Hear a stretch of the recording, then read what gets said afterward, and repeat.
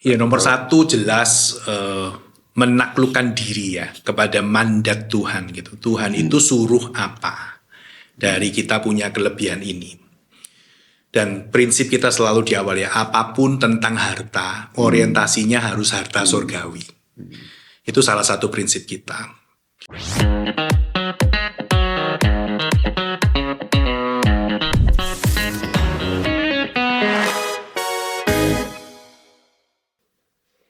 Shalom, selamat berjumpa kembali rekan-rekan pelita hati, ya, dan lensa hidup ya bersama Pak Riki Wang. Ya, gimana kabarnya Pak?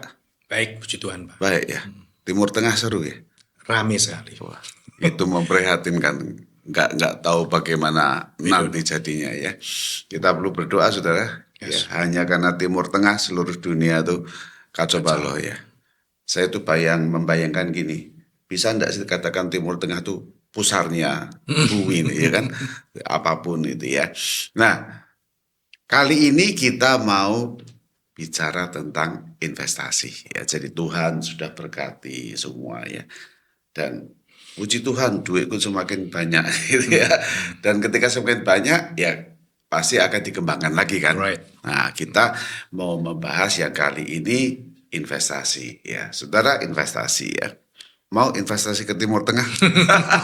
Senjata investasinya di sana. Nah, saudara, ketika kita berbicara investasi, nanti Pak Riki akan memberikan dasar dulu ya, atau Pak Riki dulu ya, supaya ketika investasi kita tetap konsisten ya, bahwa uang yang kita dapat itu adalah bukan punya kita, it's our Lord's, betul, betul. Ya, jadi maksudnya bukan uang kita, Pak Riki.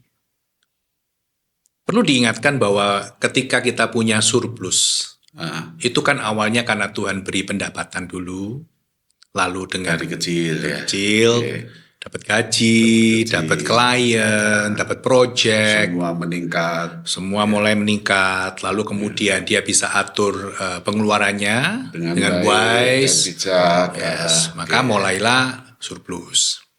Nah, ketika surplus, kan kita masih ingat yang pertama kali memberi kan Tuhan gitu. Sebenarnya ingatannya bukan nggak harus begitu sih Pak Nathan. Kalau kita mau sangat fundamental ya, jangankan uang kita ya, hidup kita ini milik Tuhan gitu loh. Jadi apalah gunanya kita punya uang banyak ya, kita suka ngomongkan. Kalau nyawanya nggak ada justru gitu. Yang berat kan kita nggak sadar hidup kita punya siapa. Tuhan, tapi betul. uang ini uang punya aku loh, hebat kan. Betul. Jadi prinsip nomor satunya emang adalah this is not our money, this is Lord's money. Maka karena itu kita mau bertanggung jawab. Nah, investasi itu muncul karena kan ada kelebihan ya istilahnya ya, ada kelebihan uang. Ini dalam kondisi yang normal. Saya tahu ada orang yang investasinya itu lumayan agresif bisa jadi ya. Tapi ini kita bicara yang tadi ya. Apapun yang mungkin, yang pasti uang saya itu lebih gitu ya, lebih banyak. Ya, bentuk-bentuk investasi kita akan bicara investasi yang diberikan untuk menghasilkan lebih banyak. Right. Atau kalau udah nggak bisa apa-apa, udah biar deposito terus saya itu termasuk investasi nggak? Kalau hasilnya lebih banyak, masalahnya enggak Pak. Karena kan ketika kita masukkan deposito atau kita masukkan wahana investasi yang risikonya sangat kecil, returnnya juga kecil banget. Nah, kita semua tahu Pak, kalau returnnya kecil, maka purchasing power atau nilai atau kekuatan dari uang itu melemah. Karena ada yang tidak namanya termasuk inflasi. Investasi ya kalau gitu ya.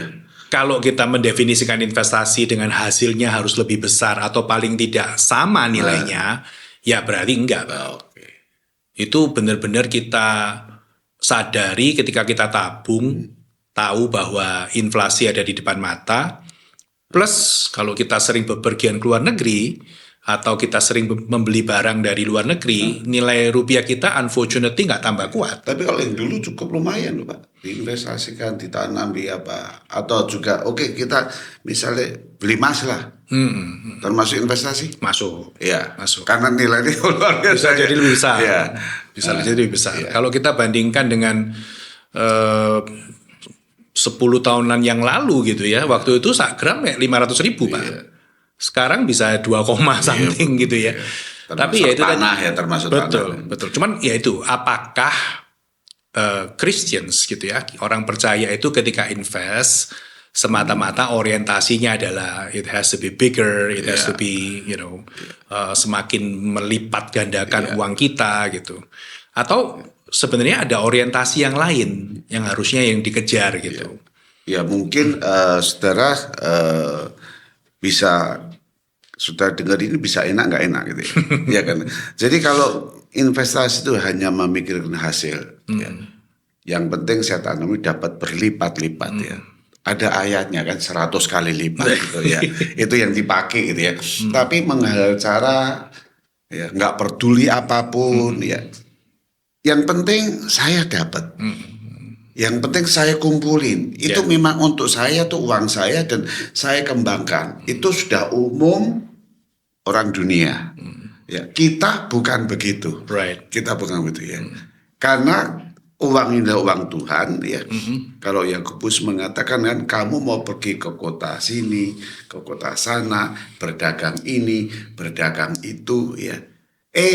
Jangan cepet-cepet yuk kerjain dulu. Ingat ya. Kenapa? Yakobus memberikan prinsip yang bagus sekali. Kamu tuh tidak tahu hari esok. Right. You tanda tangan investasi kok gedean, hasilnya udah di depan mata, wah luar biasa. Tapi tuh you nggak tahu hari esok ini. Habis tanda tangan ya nggak tahu itu ya. Maka diingatkan, ayo you berkumpul dengan Tuhan. Ya. That's very good point, Pak. Tuhan ya. Itu dasarnya ya, yang dasarnya karena selalu tentang future kan. Kalau tentang future, kalau kita selain tadi ya, prinsip pertama tadi uang ini bukan punya saya. Kedua, saya tidak tahu masa depan. Semua investasi selalu tentang hari ini harus berani keluar sejumlah X supaya setahun lagi. 10 tahun lagi sebuah mall besar di Surabaya, saya nggak enak sebut nama, itu dibangun dengan feasibility study, misalnya studi kelayakan, itu bisa 30-40 tahun, Pak. Tapi the question adalah siapa kita kok kita seakan-akan I don't need Lord. Exactly. Oke, kalau begitu langkah-langkahnya apa, Pak Riki? Ketika kita akan bicara, basicnya udah kita temukan ya, bahwa uang apapun yang kita miliki termasuk hidup kita itu Tuhan punya ya.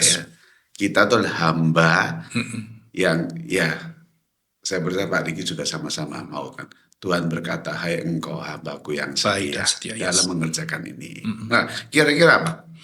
Ya nomor satu jelas menaklukkan diri ya kepada mandat Tuhan gitu. Tuhan itu suruh apa dari kita punya kelebihan ini. Dan prinsip kita selalu di awal ya, apapun tentang harta, orientasinya harus harta surgawi. Itu salah satu prinsip kita.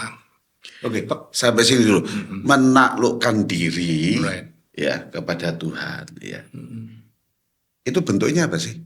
Bentuknya, caranya, ya kita praktisnya yang memang dialami gitu. Kita bisa ngalami, tapi juga banyak yang mengabaikan karena kita tidak menaklukkan diri gitu ya. Coba kalau sekarang saya mau menaklukkan diri untuk investasi. As simple as dari hati yang terlihat dari dia berdoa misalnya. Lord, thank you for this money. This is not mine. This is not my family's. Is yours. Tuhan, I don't know untuk apa, tapi saya mau serahkan kepadamu. What do you want me to do with it? Nah ini dari yang paling dalam ya, hati dulu.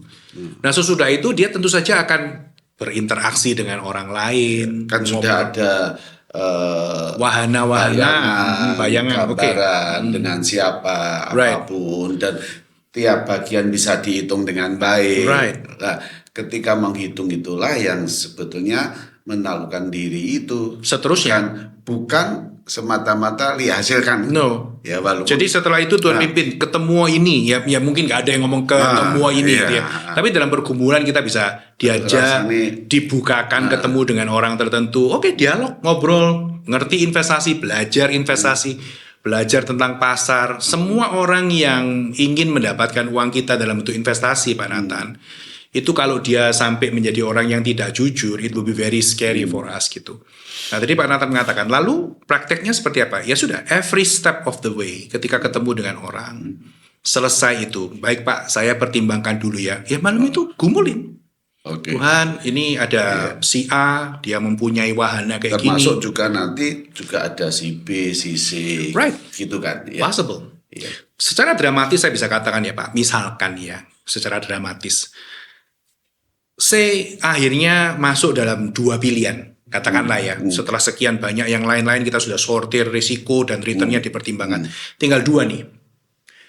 1, masukkan ke dalam surat berharga, dikelola manajer investasi, berdasi, duduk-duduk di tempat AC, lihat screen, lihat indeks, hasilnya cukup menggiurkan, pasar lagi bagus.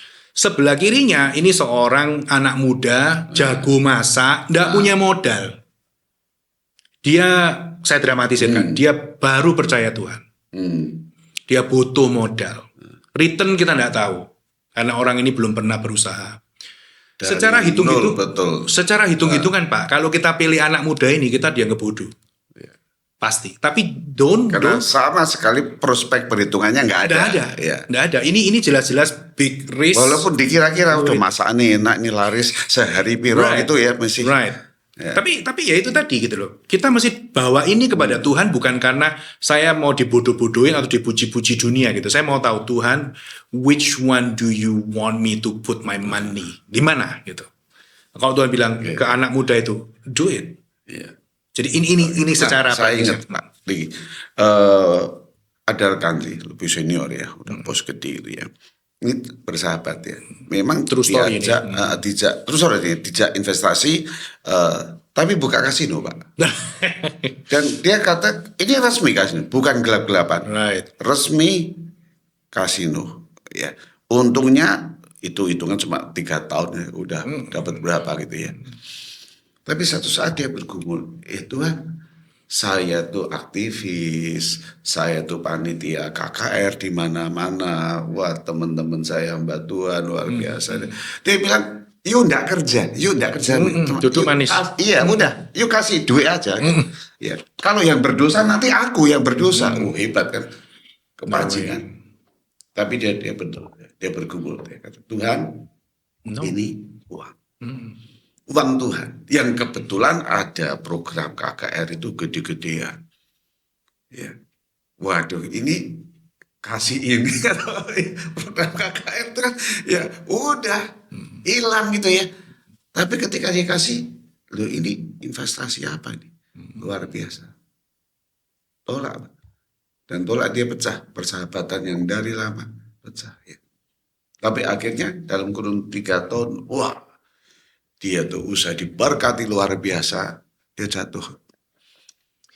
Ya itu memang contoh yang real ya Bu, yang saya tidak mengatakan bahwa nanti jatuh habis-habisan, enggak, bukan itu. Tapi bahwa ketika anak Tuhan berkumpul, ini bukan uang saya. Maka cara yang saya lakukan baik ya. Jadi itulah yang gambaran yang Pak Niki katakan menaklukkan diri. Nalukan itu bukan egoku, bukan keinginanku, bukan apa yang aku dapat, tapi Tuhan. Oke, terus. Ya, jadi dengan begitu kita memagari diri kita, gitu ya, dengan prinsip-prinsip ketika mau memilih partner, ketika mau memilih wahana investasi, bekerja sama dengan siapapun, menghadapi tawaran-tawaran Pak yang kadang-kadang itu betul sulit Bapak, menggiurkan, lalu just trust me. Sangat menarik. Ya, ini lembaganya ini udah 120 tahun gitu ya. Sudahlah, enggak akan ada. Nah, kita sebagai orang percaya harusnya Pak, secara ekstrim ya, tapi saya yakin maksudnya itu bukan berarti nggak sopan. Kita harus rewet. Kita harus tanya. Bukan karena kita takut uang ini akan, bukan hanya itu, tapi lebih ke arah this is not my money. Jadi kalau dia bilang, masuk di dalam satu fund portfolio, biasanya kalau di dalam investasi yang sudah berharga ya Pak, Sudahlah, ini namanya ini sudah terbukti, ini recordnya, ini trennya, semua secara matematis masuk semua. Belakangan ada informasi kalau ternyata sebagian dana itu dialokasikan untuk mendanai terorisme, misalkan. Then we have to be very concerned, bukankah begitu Pak? Karena uang ini nggak boleh kita sekedar pokoknya ya gimana ya Pak, yang saya bisa buka, pokoknya ini ya, ini pie chartnya sekian persen akan jadi ini, sekian persen akan jadi ini. Tapi betulkah uang itu betul-betul dipakai yang sesuai yang Tuhan mau? We have to be careful with that gitu, karena ini bukan uang kita. Sekali lagi ya Pak, saya juga tidak mau kita memberikan impresi. Saya yakin Pak Nathan juga tidak bermaksud itu bahwa kayak jadi cerita tadi ya. Bisa jadi loh Pak, ceritanya kita yang gloomy secara dunia. Jadi pecah, sana sukses, kita yang gini-gini ya tetap. Tapi saya kok percaya ya, yang Tuhan beri kepada kita itu peace. Bahwa well done my son gitu ya. Bahwa kamu sudah jalankan yang aku suruh kamu jalankan. Meskipun sekarang partnermu tuh lagi pesta pora gitu. Tapi di sini saya bisa tarik juga satu kesimpulan Pak, bahwa investasi tidak boleh sampai membangkrutkan kita. Bukan secara bukan keuangan. Itu tujuannya. Right, bukan secara bangkrut keuangan loh, bangkrut karakter Pak. Bangkrut keharmonisan keluarga. Karena di sekitar kita Pak terlihat sekali gitu ya, orang yang berubah karakter setelah investasinya goal. Nah, kalau sudah begitu, atau sebaliknya, ketika jatuh habis-habisan ya. Mungkin. Yang cerita saya tadi, Pak Riki, happy ending, Pak. Karena ketika dikatakan oke kita sudah pecah persaudaraan, bla bla bla bla bla ya, dan justru ketika jatuh ya, dia datangi dan akhirnya dia betul ketemu Tuhan dan tahu ya, oh ya ternyata untuk apa. Dan selama perjalanan, wah panasnya bukan main itu ya, menguras pikiran, emosi semua, udah jadi wah yang dulunya nggak beringas sekarang jadi beringas gitu ya. Karakter ya berubah, yang begitu. Ya berarti ketika investasi tadi, ketika menaklukkan diri, berarti ada hal yang saya boleh bertumbuh gitu ya. Right. Ya, cirinya adalah kita bertumbuh, kita menjadi berkat buat orang lain, kita sendiri semakin, kalau istilah saya itu cekatan ya, orangnya itu menjadi lebih baik, lebih bernilai, berarti lebih berguna, memiliki kepekaan ya. Salah satunya itu hati Tuhan itu ya. Betul. Jadi uang yang di tangannya dia itu menjadi sesuatu yang menolong dia becoming the blessing for others gitu. Jadi semakin berkat Tuhan banyak dengan investasi itu, dia semakin wow Tuhan luar biasa dia. What should I do with it? Dan kemudian Tuhan mau pakai apa saya? Yes, gitu ya, pakai saya. Kalau nanti praktisnya ya Pak di berikut-berikutnya tetap ya, bukan berarti juga sekedar kita sikap hati, yaitu gitu ya, sikap hati bergumul dengan every step of the way tadi. Tapi sama.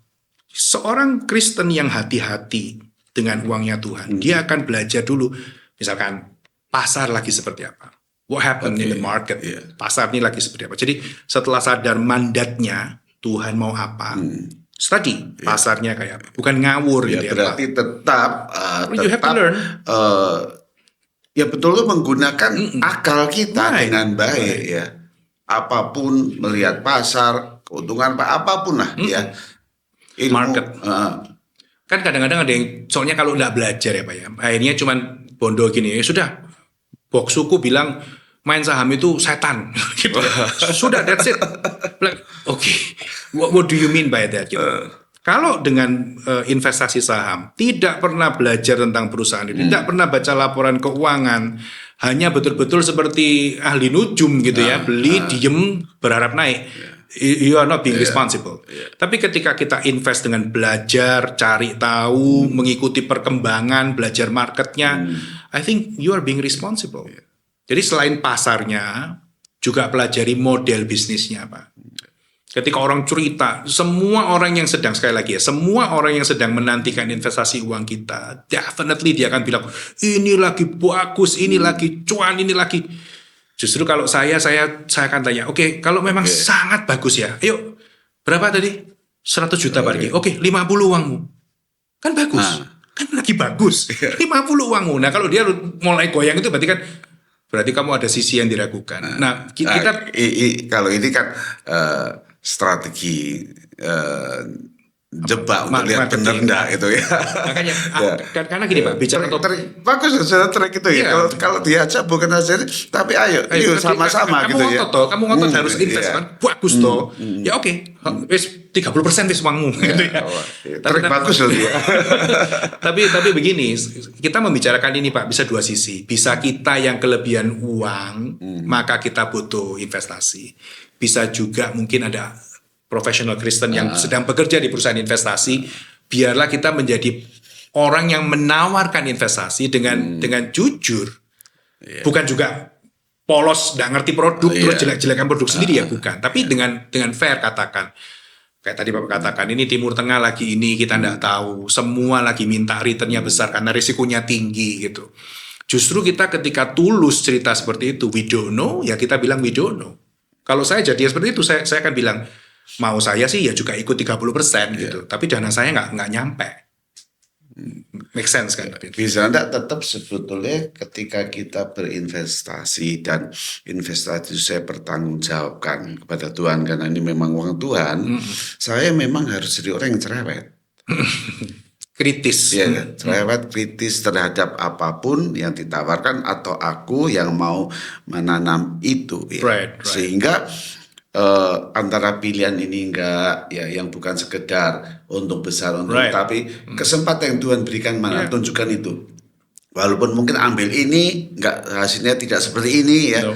Tapi betul-betul ini dalam pergumulan yang tadi takluk akan Tuhan, saya berdoa.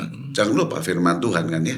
Firman Tuhan yang saya renungkan itu berbicara apa dan ini saya ambil ini. Kalau mau dikerucutkan Pak, potensi harta sorgawinya besar mana? Maksudnya apa? Jadi kalau ada beberapa pilihan, kita mesti timbang lalu kita lihat. Kalau saya ambil yang ini, selain hitungan matematisnya ya, semua.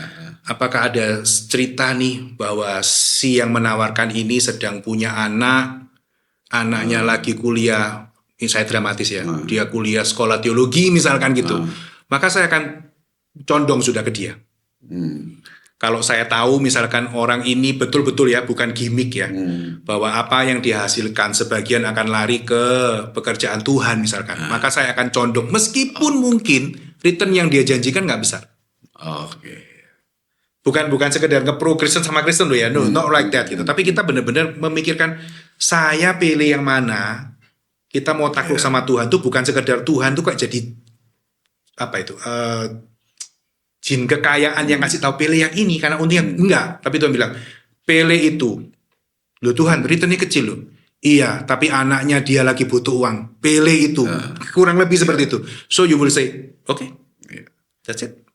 Atau yang tadi dengan memberi ini kan investasi bisa real, bisa financial, bisa digital Pak. 3. Hari ini malah kalau saya ditanya orang saya bilang kombinasi, blended gitu ya. Gak ada yang unggul mana yang lebih. No. Ini mix antara tiga-tiganya. Ini kan masih besar Pak. Nanti real ini bisa macam-macam kan. Real ada yang bisnis makanan, ada yang bisnis hampers. Yang financial ada yang saham, ada yang obligasi. Yang digital itu bisa macam-macam. Tapi intinya jangan sampai nggak ada satu dari 3 ini. Nah ketika melakukan ini juga lihat orang yang kamu dealing with. Ada nggak yang gini? Saya kalau invest sama orang ini, saya akan semakin bisa berkomunikasi. Karena dari ngomong-ngomong, biasanya orang-orang gini Pak, dia akan mulai terbuka. Oh, dulu pernah Kristen, sekarang agnotis. Oh, lagi mangkel lebih Tuhan. Saya akan pilih orang ini. Karena kepekaan itu. Jadi bisa jadi setelah itu secara cuan, enggak. Tapi tua cuan Pak, karena apa? Orangnya balik. Nyawanya dia kan kekal. Berarti yang investasi di dalam iman Kristen ya bukan sekedar menaruh nilai uang balik berapa, tapi kepada siapa aku berinvestasi itu yang saya lihat.